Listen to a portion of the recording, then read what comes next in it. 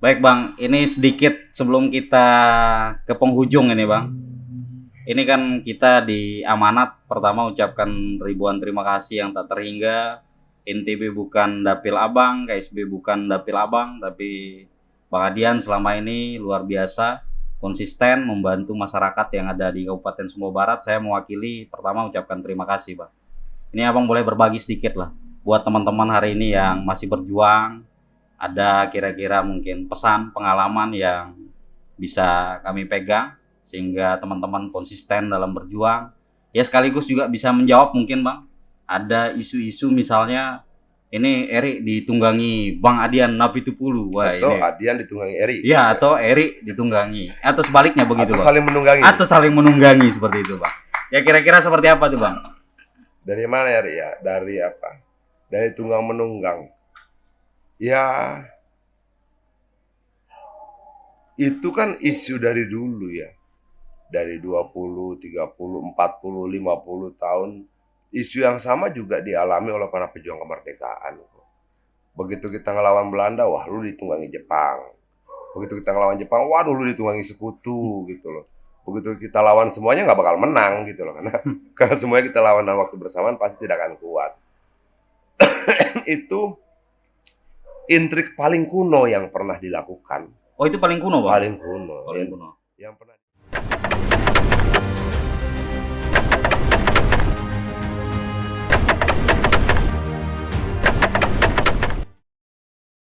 Assalamualaikum warahmatullahi wabarakatuh. Selamat malam sahabat Promes Channel. Malam hari ini kita jumpa lagi di segmen Suara Rakyat. Malam hari ini kita kedatangan sosok inspirasi dan istimewa. Saya dan kru mengucapkan selamat datang buat Bang Adian Napitupulu. Sehat Bang? Sehat. Ya, buat teman-teman pemirsa tentunya sudah mengetahui beliau adalah anggota DPR RI Komisi 7. Baik, berapa hari ini kita cukup melihat kesibukannya Abang nih, berapa kali terus-menerus masuk televisi. Ini sibuknya selain berapa minggu ini apa saja nih Bang? Di Jakarta. Jakarta Bang. Apa ya? Mungkin karena sudah jadi sesuatu yang rutin, nggak istimewa lagi kali ya sibuknya ya. Ya, apa menghadapi teman-teman media, kemudian teman-teman ya macam-macam, ada pedagang thrifting lah, ada apa penambang dari Mandiodo, semua datang kan. Ya, kalau bagi gua sih sudah sesuatu yang biasa dijalani tiap hari, bukan sesuatu yang istimewa lagi. Ya kalau dibilang sibuk, karena sudah jadi keseharian, nggak bisa dibilang sibuk juga. Gitu nih. Ini kan Abang nih terkenal dengan apa namanya pejuang lah kita bilang, kemudian dari 98 itu melakukan aksi demonstrasi terkait misalnya kepentingan rakyat. Ini ada pertanyaan dari berapa netizen ini Bang. Nggak capek terhadap perjuangan nih Bang, udah cukup lama ini Bang. Nggak capek. Gimana ya, apa kita melakukan sesuatu dan tidak melakukan sesuatu kan waktunya sama-sama habis ya. Kita diam, kita berbuat sesuatu juga usia kita juga sama-sama berkurang. Jadi kalau dibilang capek tidak capek, berbuat sesuatu tidak berbuat sesuatu juga menghabiskan energi yang tidak jauh berbeda, sama saja.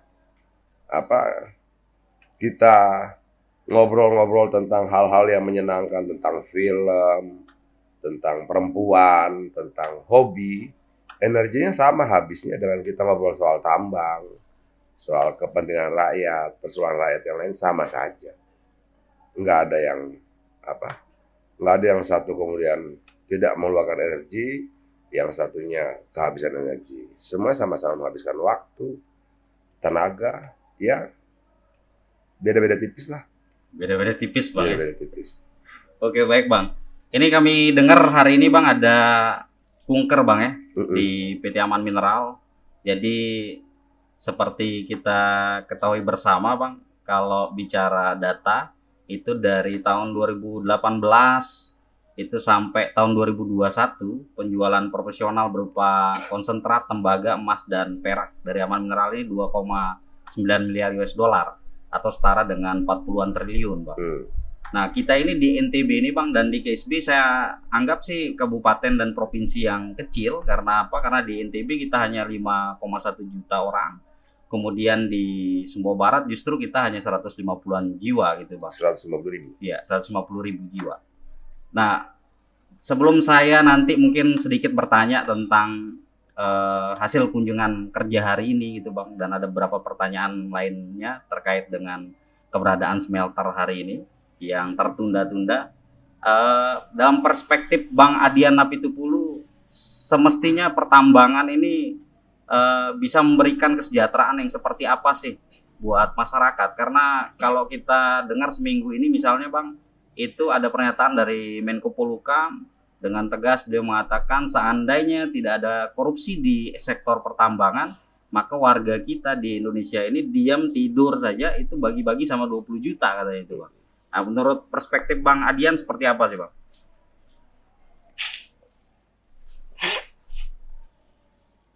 Tambang, kebun, semua kebijakan negara itu kan muaranya kesejahteraan rakyat ya. Termasuk ketika kita memilih sistem bernegara. Ketika kita memilih sistem ketatanegaraan, semua muaranya itu menuju ke sana. Termasuk ketika kita memilih untuk merdeka, ya muaranya menuju ke sana. Jadi tidak cuma tambang. Artinya semua produk kebijakan negara dalam segala bentuknya, ekspor, impor, tambang, perkebunan, pertanian, semua muaranya memang harusnya pada kesejahteraan rakyat. Problem kita adalah kenapa kita tidak pernah sampai ke sana.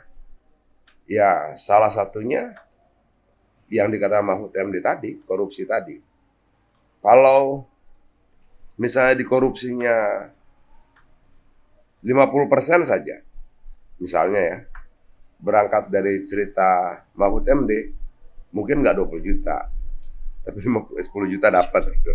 Nah, kalau 10 juta saya tidak dapat, berarti korupsinya janjian 100% plus, kira-kira seperti itu. 100% plus. Iya. Karena kalau apa yang disampaikan oleh Mahfud MD itu kita anggap sebagai kebenaran, berarti sangat besar lah, sampai tidak tersisa. Kira-kira seperti itu. Nah, kenapa begitu? Banyak faktor. Bahwa sudah keniscayaan ya, urat darah pemikiran pengusaha yang nyari untung. Nggak ada pengusaha yang tidak berpikiran seperti itu. Itu sudah keniscayaan sejarah, keniscayaan alamiah. Problemnya adalah bagaimana negara mengaturnya kan. Nah, negara ini kan terdiri dari banyak struktur. Ada tingkat kabupaten, provinsi, pusat, ada berbagai lembaga. Sanggup nggak masing-masing tingkat itu bekerja dengan benar? Sanggup tidak masing-masing lembaga itu menjalankan fungsinya dengan benar? Kalau semuanya sudah benar, harusnya memang kita sejahtera. Harusnya. Berarti kalau kita jauh dari kesejahteraan, ada banyak yang tidak benar. Apakah betul DPR RI, provinsi kabupaten melakukan tugas pengawasnya dengan baik? Kadangkala kan banyak kita lihat justru tidak. Apa betul ke seluruh kementerian dan lembaga itu juga menjalankan tugasnya dengan baik? Dalam banyak peristiwa juga tidak. Jadi kalau ditanya siapa yang harus disalahkan? Bukan pengusaha, negara. Negara yang salah. Bahwa kemudian pengusaha mau ngambil sebanyak-banyaknya, emang dalam otak dia cuma itu? Nggak ada lagi yang lain gitu. Tapi bagaimana kemudian negara dan seluruh perangkat ketatanegaraannya termasuk aturan dan sebagainya mengontrol keserakahan itu kan? Kalau dibilang apakah pengusaha harus serakah? Ya harus serakah. Kalau nggak serakah, nggak mungkin dia masuk sampai ke pedalaman. Tahun 30-an kalau tidak salah, kita merdeka saja belum, tapi Amerika sudah ada di Papua. Sudah bersih, sudah menghitung kandungan emas di gunung-gunung di sana dan sebagainya. Nah, Amerika sebagai negara kapitalis, dia punya semangat ekspansi yang luar biasa. Semangat ekspansi itu kan lahir dari ketamakan, lahir dari keserakahan. Artinya memang sudah hukumnya pengusaha harus mengambil lagi sebanyak-banyaknya. Nah, ini yang harus dikontrol oleh negara. Oke, lu boleh ambil, jangan di sana tapi di sini. Oke, lu boleh ambil caranya begini. Oke, lu boleh ambil tapi tidak lupakan tempat lu mengambil itu, kira-kira. Nah, itu semua harus diatur oleh negara. Kalau kemudian negaranya diam-diam saja, kalau gue bicara negara tidak cuma pemerintah saja, tapi dalamnya ada DPR, ada lembaga-lembaga yang lain gitu. Ya kediaman itu yang membuat keserakahan itu tidak terkontrol. Begitu, Ri. Kediaman bang ya. Kediaman. Siap. Nah kembali ke Kunker hari ini bang. Ini kalau kita lihat di Januari 2023 ada pemberitaan yang katanya sumbernya dari verifikator independen bahwa total pencapaian kemajuan smelter AMT itu kurang lebih 51,63%, Pak. Atau setara dengan 507 juta US dollar, atau kalau kita rupiahkan kurang lebih 7,6 triliun, Bang.